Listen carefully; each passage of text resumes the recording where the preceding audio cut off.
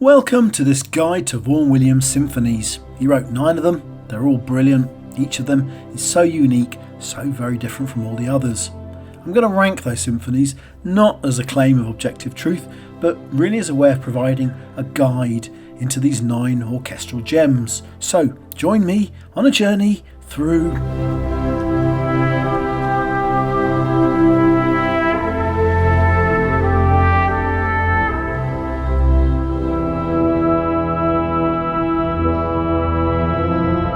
Question. Did Vaughan Williams live his symphonic life in reverse to Beethoven's? His first symphony, the C Symphony, is a giant choral symphony like Beethoven's Ninth, but Vaughan Williams' Ninth is a tight orchestral piece in 4 movements like Beethoven's First. Vaughan Williams can be forgiven for not writing a Colossus for his final symphony. He was 85 when it was premiered, yes, 85, and he actually died a few months later. Everyone had assumed that Symphony number 5, composed at the sprightly age of 70, was going to be his final word. But no, Symphonies 6, 7, 8 and 9 were all to follow. Like all of his symphonies, number 9 is a curious fellow.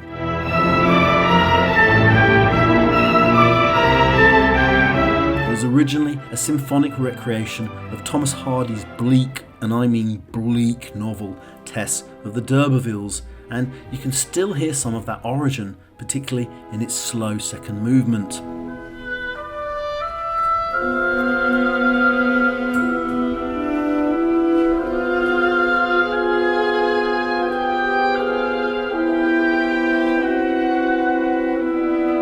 It's a great work, even sitting here at the bottom of my feeble rankings, but you know what that means? You have even better ahead.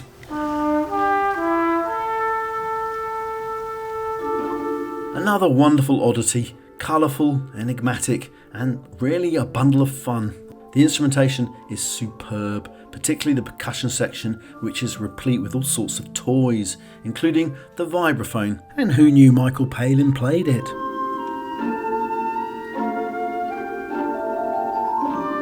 As well as gongs, tubular bells, celestas. There's a wonderful variation to the music too, particularly from that strings only slow section.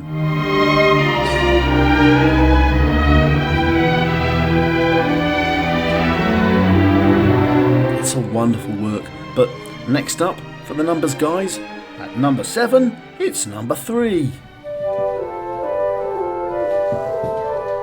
Vaughan Williams does quiet better than almost any other composer. 6 of these 9 symphonies end quietly, which is an extraordinary fact when you think about how most symphonies reach their conclusion. And this 3rd symphony is probably his quietest. 3 of its 4 movements also finish quietly. So, with all that peacefulness, everyone initially assumed this symphony was about the countryside, hence the pastoral title. It was only gradually that people started to realise this was, in fact, a gentle elegy on World War I, where Vaughan Williams served as an ambulance driver. The Great War was, of course, a terrible carnage. Vaughan Williams lost a number of friends and even some fellow composers in the slaughter.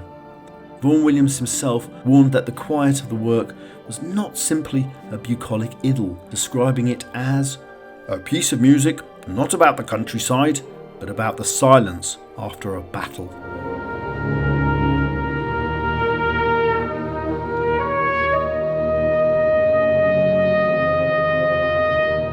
The trumpet, or should I say bugle, in the second movement really is a sign of that battlefront, as is the soprano, who gives the opening of the final movement the feeling of something being laid to rest, or even being haunted.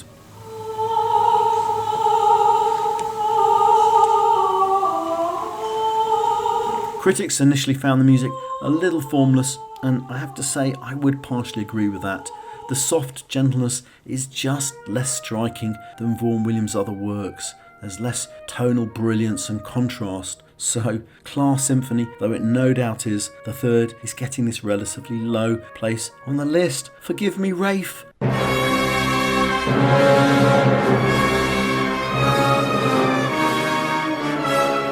One of the reasons I adore Vaughan Williams symphonies so much is that they're all so different.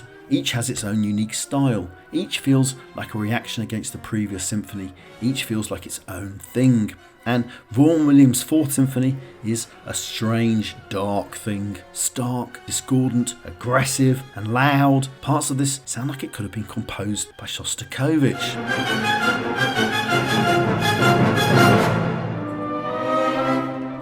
Vaughan Williams himself said of the work, "I don't know if I like it, but it's what I meant." A quote which, with its very English diffidence, actually speaks volumes. The fourth does really stand out, particularly in contrast to the third before it and the fifth afterwards. This was actually the first Vaughan Williams symphony I felt for myself, so colour me surprised when I started listening to the others. It's a great symphony, perhaps not the most pleasant of Vaughan Williams' works, perhaps not the quietest or the most restful, but it seems to contain the turmoil Europe was in during the mid-1930s when the piece was composed. It's undeniably a powerful work, but even more powerful, at number 5...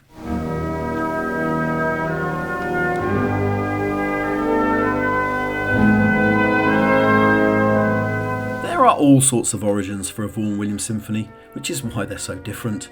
A poem for his first, the novel Test for his ninth, and his seventh, the Antarctic Symphony, comes from a film. The symphony was constructed out of work Vaughan Williams had done for the film Scott of the Antarctic, which was released in 1949. Now, I've made an entire video about this symphony, so I recommend you check that out.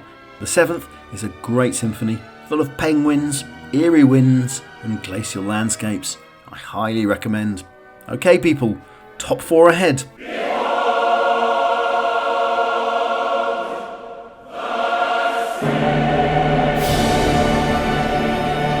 Perhaps this is a bold move to put Vaughan Williams' first work so high, but this is a bold work. The Sea Symphony is a large choral piece with lyrics provided by Walt Whitman's poetry. Honestly, in places, this work feels more like an opera than a symphony.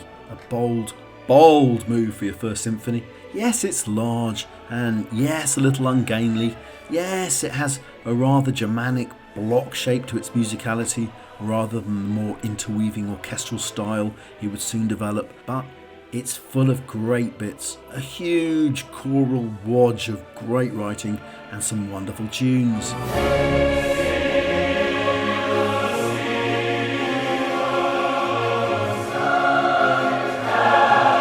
As one music critic put it, with the Sea Symphony, Vaughan Williams launched not just a ship, but a fleet, which I couldn't agree more with.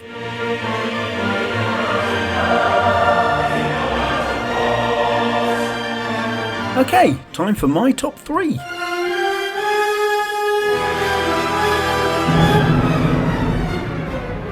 Again, Vaughan Williams seems to react against whatever symphony he previously wrote, because the Sixth Symphony is so different from number 5. Bleak, unsettling and dark in tone, and yet so wonderfully executed. This symphony really is a superb puzzle.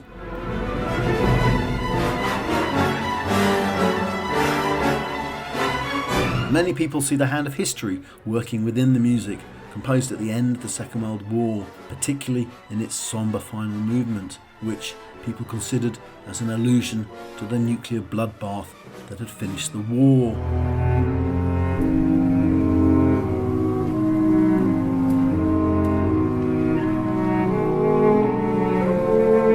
A scream into the void, as one music critic put it. Well, if it's a scream, it's a quiet one, with a triple pianissimo written at the end, and nothing written in the score by Vaughan Williams himself. Despair-laden it may be, but it's also a fantastic work, full of intensity, energy and drive. A hearty and ugly rebuke to all those that thought his Fifth Symphony was going to be his swan song. Vaughan Williams clearly had plenty more to say. Talking of the Fifth, everyone loves Vaughan Williams' Fifth Symphony, including me, and on another day this might have been number 1. It's just perfect. Bright, positive, large and pure symphony. This could be Brahms.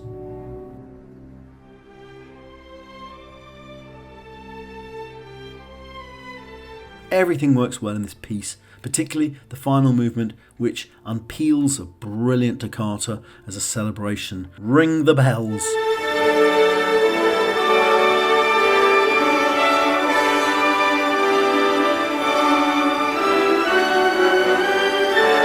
A truly uplifting work, super stuff, which leaves at number 1.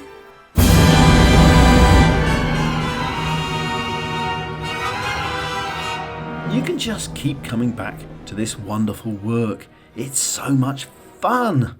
Nicknamed the London Symphony, this is a portrait of my hometown, noisy, busy and full of spirit and industry. Vaughan Williams took lessons in orchestration from Ravel before writing this work, and you can tell as the orchestration is so much more brilliant and interweaving. Gone are those Germanic blocks of sound from the Sea Symphony, to be replaced with a tonal charm, flux and energy that cannot help but keep you entertained.